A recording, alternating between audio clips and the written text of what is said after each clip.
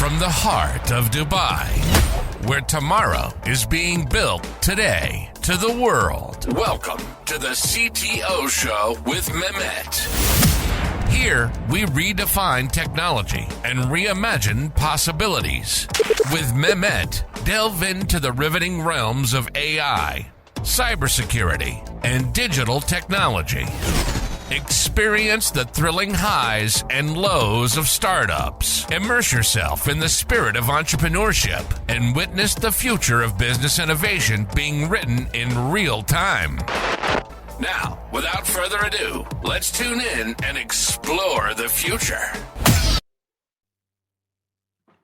Hello and welcome back to a new episode of the CTO Show with Mehmet. Today I'm very pleased. Joining me Abdul Rahman Janoo. Abdul Rahman, thank you very much for joining me today. The way I love to do it usually is I keep it to my guests to introduce themselves. So tell us a little bit about you, what you're currently doing, and a little bit more, of course, on your journey, and then we can kick it off from there.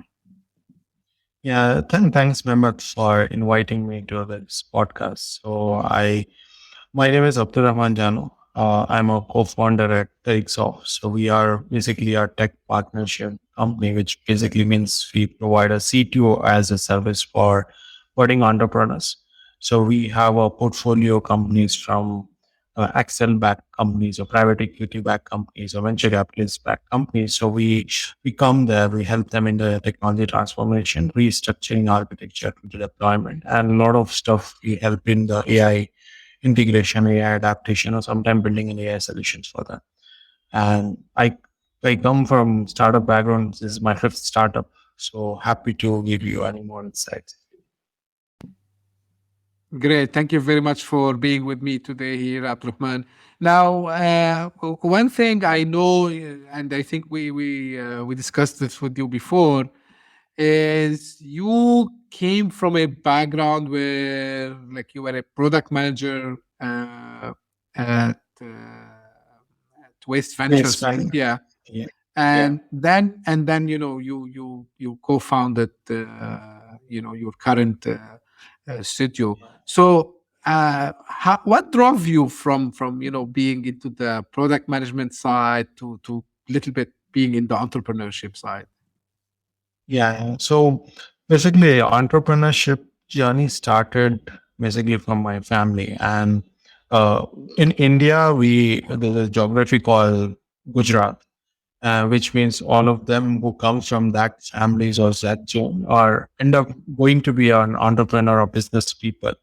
And what usually happen with that people is like when kids are there on the dinner table discussion, there's always be a discussion of finance and something like that. So even in my engineering time, in my graduation time, I was kind of clear that I want to do something in future to do with some business or some entrepreneurship journey. And started my first venture during my college time, which flung, then started post immediately another venture with my few colleagues, which again went flung. It was in healthcare space. Then we did it a platform called Zycate, which was more like a meetup platform.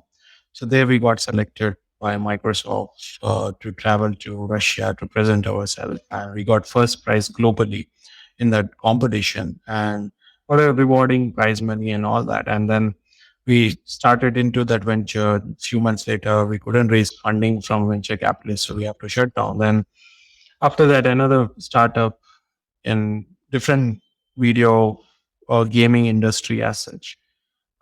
We tried out but couldn't crack the business model. So it went again flung, and then tried in healthcare supply chain, which went really well. We raised good amount of funding, end up having a different round of exit. And then Waste Ventures India came in, where I realized that my failure history was very bad.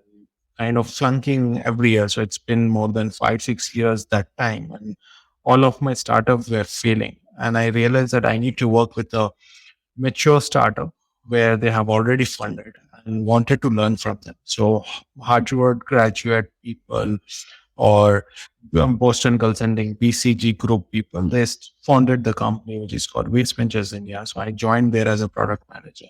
So they want to build the whole technology framework, and it's more like an Uber for waste. So where each individual household will put a request saying that we have waste and our team will go and do the waste collection. So we used to work with corporates like Google, Infosys, Uber. All of these corporate will tell us whenever they have the recyclable waste, we will go and collect the waste and we pay the money for their waste. And we bring those waste recyclable, do pre-processing and send it to authorized recyclers. And in this journey, what I realized was I wanted to do something of sorting and segregation. So waste, when it comes, it's very difficult to do sorting and segregation. So we had a staff of 100 people that time, and they were just doing plastic separately, paper separately, metal separately.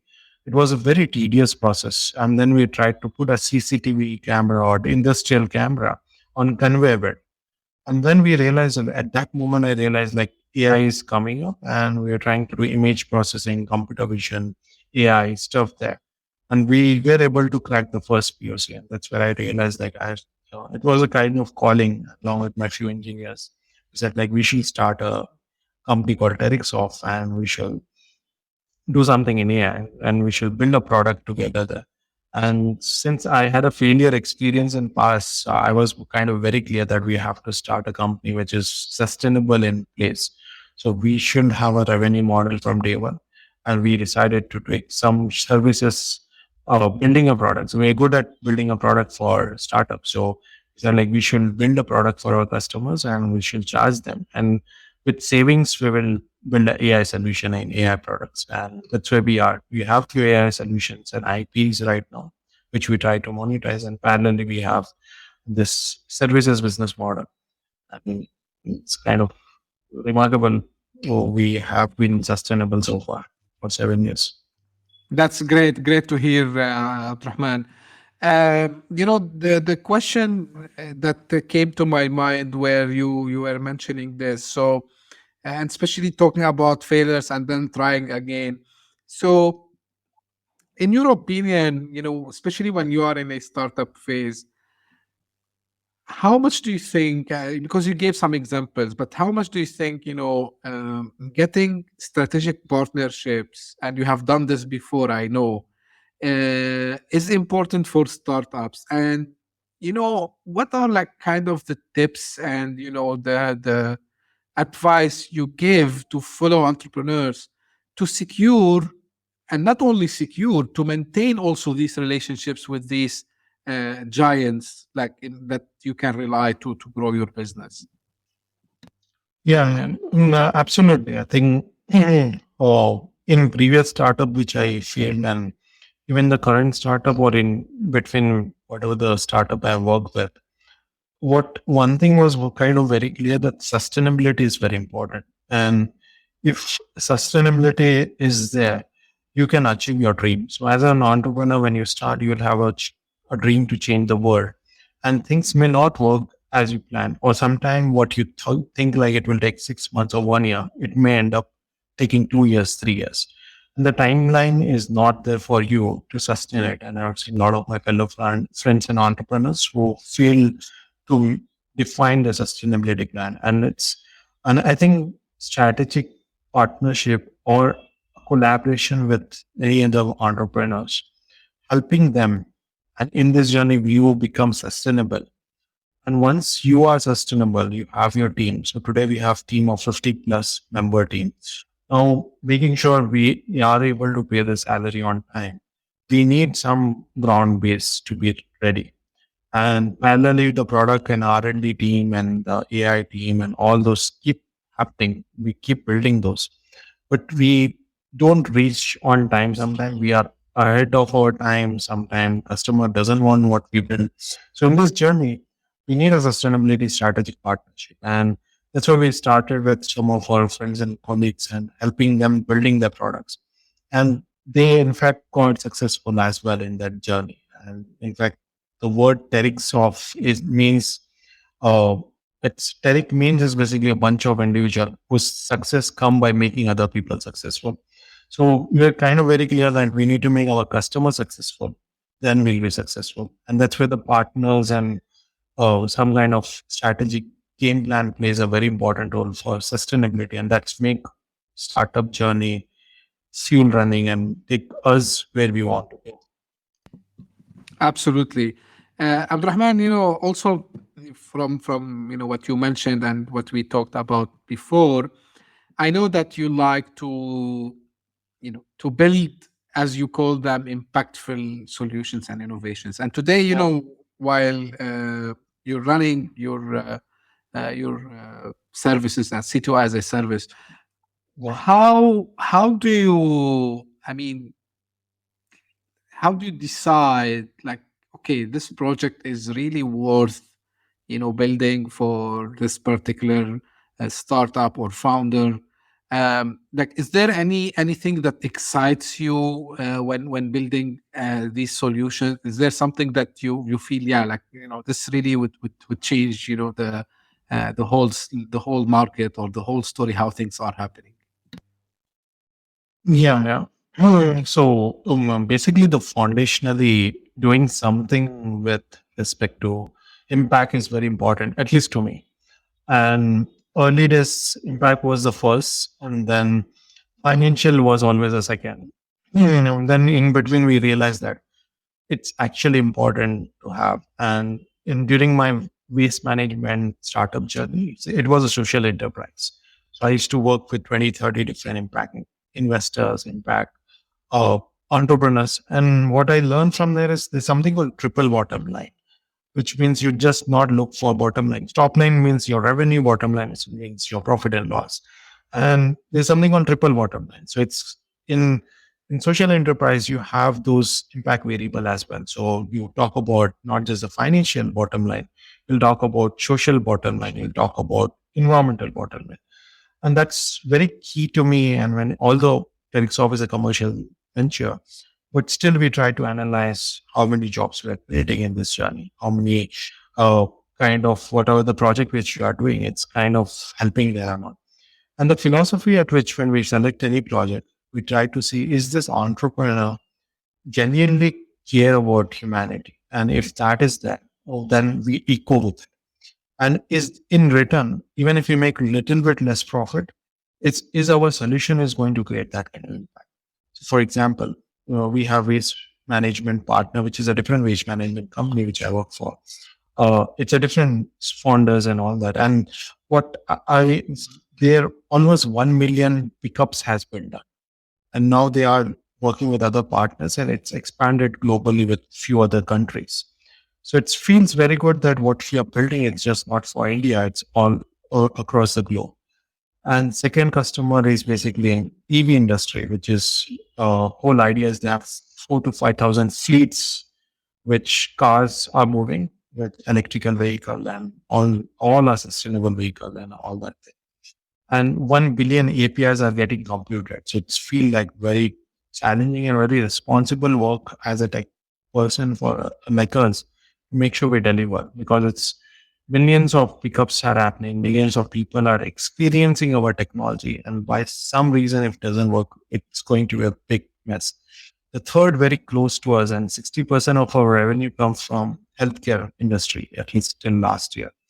And in general healthcare, where diagnosing space or staffing platform, and we see few lakhs, which is technically 100,000 to 1 million people are getting, or patients are getting benefited with the technology. And it plays a very important role. It's keep us exciting, and that's keep me motivating every day when I come to office. Like, okay, whatever you're doing, it's going to help someone. That's really, nice to hear, Abdurrahman. Out of curiosity, so usually when these founders reach out to you, do they come with like the whole vision in mind, or like they need just to have an MVP, or they come like they just have pretty much like half an idea and then you help them, like what would be the ultimate scenario also for you? Like, do you prefer to just first release an MVP and then let them go, see how it will work out in the market, and then build the full thing? And also, maybe I'm asking you because you've tried to do this yourself a couple of times, so it will be beneficial to share that also with the audience. Yeah. So when we were doing our design thinking exercise for our personas, who are our targeted audience, and we arrive at three personas: Julie, Sam, Peter. So Julie is the one. She is an entrepreneur. She has no clue what she wanted to do, but she might have seen a show like Shark Tank or something, and she decided she wanted to do something in entrepreneurship, wanted to start her own startup, and then she come to us. There we have to do a discovery phase. We need to help her with business canvas model and help her saying that this will not work, this will work. Competitor analysis, understand founders' strength and weakness. But sometimes we only talk about product market fit, but it's about founder market fit. So we help there and there. And in this journey, we craft them with MVP and then help to navigate to product market fit.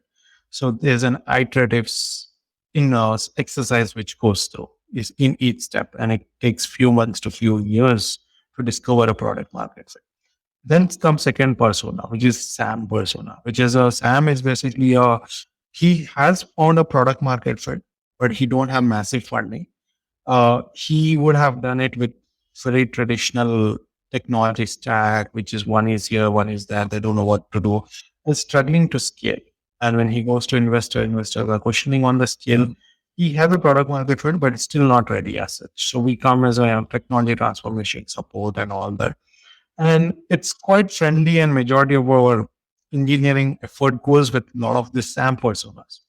There he has the clarity what he wanted to do. He has validated with his customer. Now the third persona comes up Peter. So Peter is a very demanding persona. He knows what he's doing. He's scaling the venture right now. He is backed by Series A, Series B venture capital. He's funding now. And some of our case of portfolios which we are working is private equity backed funders. So basically, it means that the founder might have lost the control also. And this market which is demanding, they need to acquire market share. Those personas are very demanding. They will already have a tech stack, but we have to go more with value proposition. We need to say that, okay, we need to launch this features or solution. This will increase your revenue by 10% or market share by 15% or 5% or 2%. So it becomes very demanding that we have to tightly work with their investors, their stakeholders. So sometime in some ventures, we need to report to 20 different stakeholders in that particular empire. So it's a very demanding, challenging execution operations. But it's very thrill to work with the three of them. So early stage, they don't know what they want. So we help them in that. Middle stages where they already have a clarity what they're doing. So we help them with transformation of, let's say, microservices architecture and stuff like that. The third one is will come with the demand of outcome. Absolutely. Yeah. It's the first time I've seen, someone on the show, this, dissecting this into these three, I would say, personas the same way that you did, which is fantastic. Now, before I go to the topic, which I think a lot they will be curious about, which is the AI, just on the part of, the startup phase, I mean, like the initial phases. And probably because you've worked on that side as well, you tried to do it also, and you worked with venture capitalists. Now, from your experience, and usually I ask this question, it's kind of the questions that became fixed in my show. In your experience, Abdul Rahman, what are the pros and cons of bootstrapping a startup versus seeking external funding? And for you, do you have any preferred approach? So I'm kind of a fan of early stage, at least after a lot of cycles where we have seen the funding cycle, we have seen non-funding cycle. And if I need to start another venture tomorrow, I will still choose a bootstrap approach or no funding approach with seed or friends and family thing until I have a product market fit. The whole reason is like when you get an external funding, many times what happens is that the vision which you have, the idea which you have, it's get corrupted or it's get destroyed. And you will not achieve what as an entrepreneur has a vision which you have. And every entrepreneur have a dream to change the world. And funding is a blessing, sometime it becomes a curse. And I think when you have enough product market fit or enough customer base, when you have clarity that, okay, I want to take this and scale it up, that's when you should definitely go for funding. Because when you have an opportunity and you're self-sustainable and you're not taking the external funding, means you're letting go some of the opportunities. You're letting go the market share. It's also wrong, because that's what your whole dream was. You want to change the world. So you will definitely need an external funding. But I believe that first idea validation should happen. And as a validation is not just the sustainability angle, it's a market validation. Is it a scale validation? Are you on the right market with right product, with right customers? And then if it is working well, is the customer demanding you and calling you and asking you so many features that you don't have enough resources to fulfill it? That's a product market fit. And that's moment you should go to the investors. And you can crack a different kind of business model or funding routes. And there are different ways to raise funding these days. But funding is important, but post product market fit. And then it will come to a different thing. Then you can't innovate that much. Your idea will be to serve the customers, scale the customers, scale the market, and just acquire as much as you can. That's where this funding and blessing will help you to achieve that. So it's a two-edged sword. It's not a direct answer. 100%. It depends. Like, usually I can say 95% of the guests here, they said it depends. I was reading an article the other day, and especially in these days, of course, we know that there are two types of investors. So you have, the venture capitalists and you have the angel investors. So maybe with the angel investors, you might reach out to them in your early stages, even if you don't have some traction yet, but you still need to do your homework of doing market research, market analysis, so to see their appetite also for that. But of course, indeed, when you go to venture capitalists, you need, and just to clarify or demystify the word product market fit, I know like everyone talks about it. So product market fit, it means very simply that the product that you came up with, it has demand in the market, and not only demand, it has like potential to become huge demand. So this is what we call product market fit. And thank you, Abdul Rahman, also because previously in the previous answer you mentioned the founder market fit, because if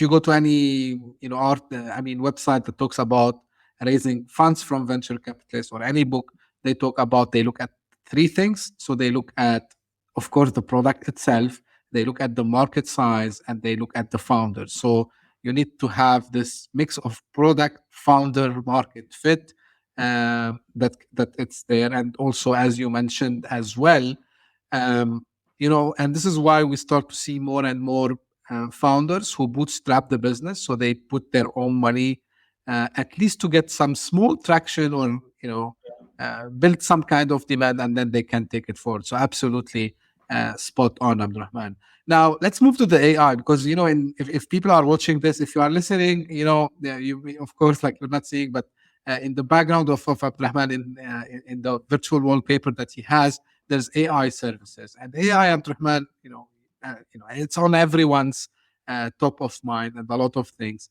And I'm happy that also in your introduction, when you started, you talked about computer vision and other aspects of AI that people nowadays, unfortunately or fortunately, I don't know, they think only about generative AI and automatic content creation. Now tell me exactly what kind of AI services you offer, and what you are seeing in this space, which is really is exciting you, and you think that it will have also great impact on the products that you would be part of getting them out to the market. Yeah. So I'll answer to your question first, like what we do in AI services and what I think about it as encounterings. So AI services as such, basically it's for us, it's folded into three categories. One is POC cracking. Sometimes founder comes, like a few days back, one founder came and said that I want to do a 3D or realistic avatar who will be more like a psychologist or more like a therapist who will help you in the journey. No, he just not need a 3D or realistic based character, but also emotion intelligence aspect of it. But the first stage usually is not about building a product out of it. It's always about seeing a POC. Is it feasible with the current technology or not? So those are the scenarios. So whether we take another use case where we were working was in healthcare to identify a disease before it's actually detected with diagnosing centers. So before the chemicals and lab team process it, we were analyzing it with almost 80-90% accuracy that this particular patient is COVID positive or not. So these are the examples of it. And where when you do something like that, you need a POC of it. So is it feasible? Is it working? What kind of data set you needed? What kind of AI models available out there? All of this thing. So that's called prototyping or POC stage. So that's one service offering which we do when founders comes to us. Second is where MVPs. We already might have done the POC. We see that is we are confident, or in past we have already done something like that. So we need to do an MVP. So we need to build with existing product or some kind of shape of product where they can interact, they can experience and stuff like that. And the third one comes a scale of AI. So once the AI prototyping and MVP is done, everything working as desired, then we take it to the production and deploy it in very orchestration way of microservices and scale aspect of it and feasibility aspect of it. So it's whether it's on premises or on cloud and all of these things come with respect to the requirement. That's a kind of offering which comes.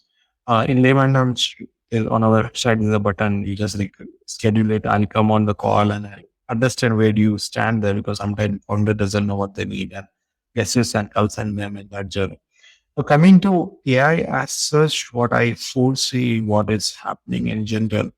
So we started AI R&D lab almost 7-8 years back. And I come from a student of computer vision and all that's in robotics. So it's almost 12 years I have been into this industry. In different shape and form, we have been doing it. And last 6-7 years, exhaustively with proper full-time resources, people used to work in our AI labs and all that. And what I've seen is AI was or is moving in these three categories. Basically, it's about a passive AI, which the job is to just detect object detection like specs, earphones, and all that. These are the passive AI. You need a data annotation training and get that. Second comes a generative AI. Now world is talking about it, which is basically means image generation, text generation, stuff like that. And third one is the intuitive AI, where the segment of AGI, ASI, and all those conversations will be. Word is trying for that. We are still yet to see. We have seen a lot of great progress there, but I think still that it will take few years from now to get that materialized. But in general, in broad spectrum, these are the three AI category which I put into. And when someone comes into me with a request, I try to see, is this a passive AI requirement? If someone want to just do OCR, read the documents, so we don't need a very sophisticated tech because it can increase your cloud costs when you go on scale. Sometimes you will compromise on accuracy and stuff like that. So it depends on what frameworks. I'm kind of extremely excited about AI. So I come from the optimistic person, but I also bothered about job transformation. I don't think we'll lose the jobs, but in this transformation, this era is different. This world, this time, compared to industrial revolution to agricultural thing, which was transformed to industrial revolution to or IT or technology revolution. Not this AI revolution will change definitely a different sector and jobs, but this time it's going very fast. Earlier we used to have 20 years, 30 years cycle, which means new generation will cope up, old generation still manage it and all that. But this is moving very fast. Transformation is really crazy. So one side I'm extremely excited. On the other side, I feel like it should be regulated in some way. Absolutely, and there is no more exciting times than now. I've been, long enough, I would say, in this domain. Like I've seen, of course, I was much younger. I've seen when the internet first came out, and I've seen, the smartphone, and I've seen, 3G, 4G, and all these technologies that everyone was excited about. But I've never seen a moment where, even tech giants in just like like this, like in a speed of light. They drop everything and they follow this trend. And of course, Yeah. we start to see a lot of startups coming up from this domain, and there's a lot there to do. Of course, in generative AI and other fields of AI, because to your point, Abdurrahman, it's like the computer vision, it's like the deep learning, it's like there's a lot of things that, and I believe we're gonna see any other, I would say, any other technologies that you are seeing also on the rise in addition to that can be coupled with the AI actually. Do you think like these two, that they will be like, again, doing fantastic things at a much faster pace, even of what we're seeing today? Any expectations you have there? Yeah, I think I can bet on two industries. One is financial industry, and the second one is healthcare industry. The reason is being two things. So one, in healthcare, we as a body is a kind of a pattern, and it's a complex pattern. So if you increase your weight, you will increase your some kind of other vitals, and it's everything around that. So healthcare as an industry really works well with AI, because AI is nothing but the automation or data patterns on steroids. So technically, it's going to build it really well with healthcare and the biological space. And the second industry, which I think is the financial industry, because a lot of uh, patents and regulation and stuff like that has a lot of complexity in the instruments, whether in terms of investment, things are getting has been very complex in that space. And with AI, it will make it very simplistic to explain it. Take a assistive decision making, risk profile, how to get loans, leasing, stuff like that. I see this two industry, which is for me is like always uh, HHW, which is happiness, health, and wealth. And I think health and wealth category is really going to adapt with AI. I love this. I love this, Abdurrahman. Really. And I think one thing I will add to you, health and wealth, I would add knowledge. And this is why also I've started Yeah. to see education, and I've been very lucky to meet on this podcast with people who are doing fantastic things with Absolutely. edtech using AI, by the way. Uh, Yeah. it's just mind blowing.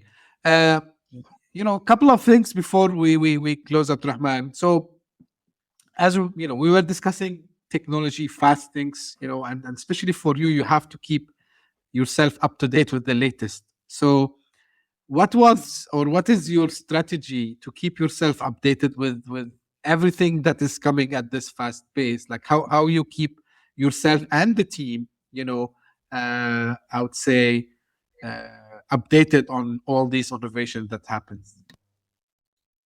No, absolutely. I think for me, it's basically when I have to see myself, I always question myself with capital, and what it means is like knowledge capital, financial capital, and social capital. These are the three. And now I've added fourth one is emotional capital, which what you give away back to your community and people around it, spreading. So it's like I try to see if someone is smiling and all.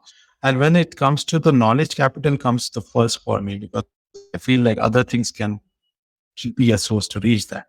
Well, so in terms of knowledge capital, the one way I do is like every day I go for a morning walk, 1 hour walk or running there.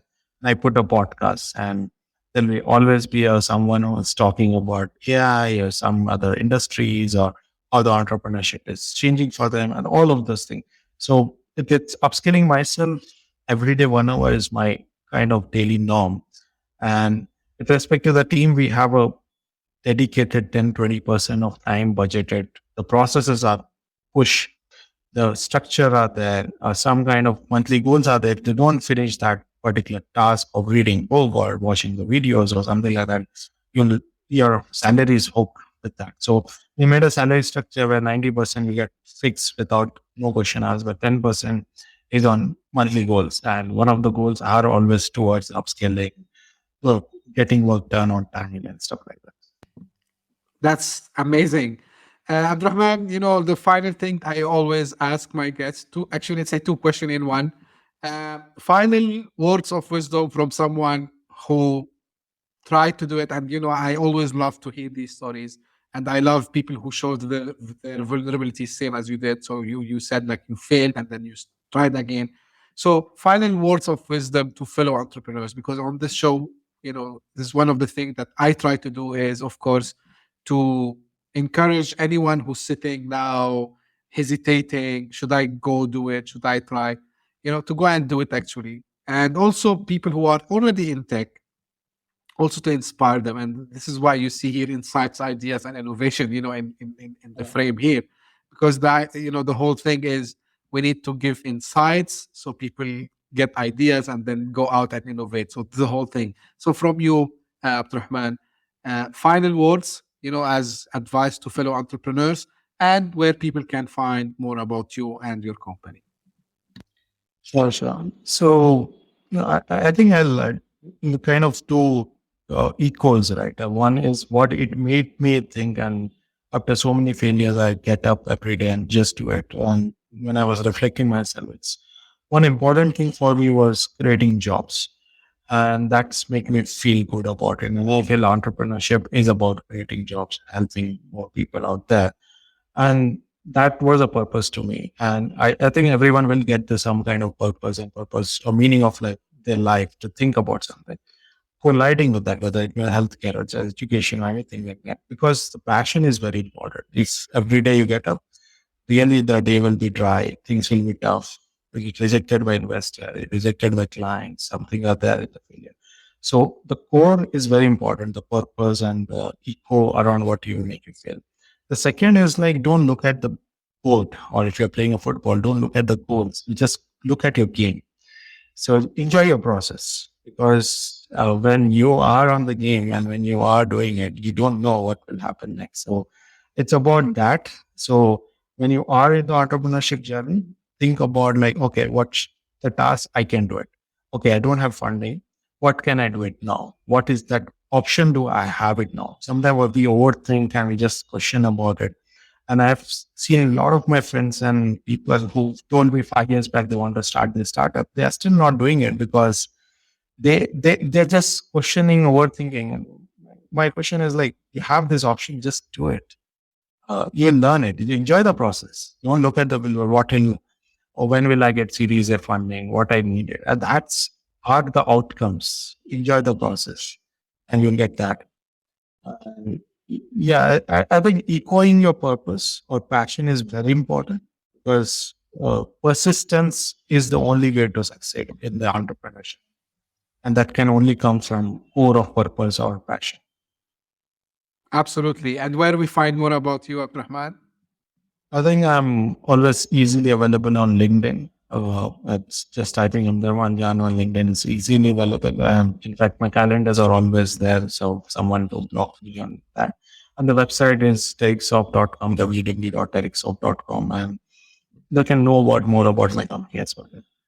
Sure, I will put these links in the show notes, and just as a small my 2 cents, as they say, on what you mentioned at the end. Yeah,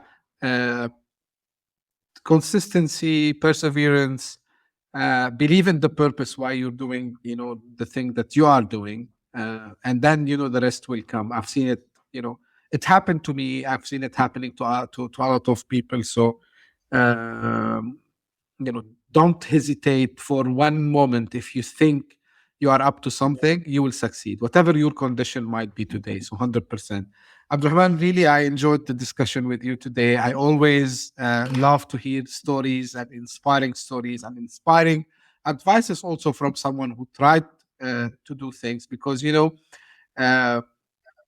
the best way to give back is to share our mistakes. I believe one of the ways, of course, not the only way. And thank you for sharing, your story with us. And of course, what you are doing today is also very, very, I would say, important, because you're helping fellow entrepreneurs to build, something which has purpose. As I was, I'm a big believer in the purpose. Whether you are building a health tech, fintech, whatever, it even might be as simple as a small tool that might be helping a small business. I still appreciate this, because you're trying to move someone from point A to point B, and point B is supposedly better place. So thank you very much, Abdul Rahman. And this is the way usually how I will end my podcast episodes. So this is for the audience.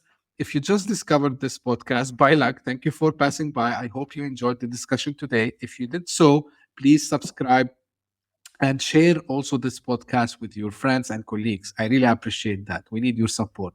And for the loyal followers who keep coming back and send me their questions, their suggestions, their complaints, anything you can do, please keep them coming. I love to hear feedback. I love to go over them. I love always to get this podcast in a better shape.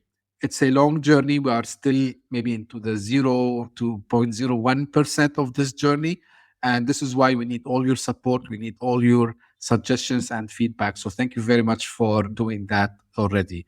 And thank you very much for tuning in. We will have a new episode very soon. Thank you. Bye-bye.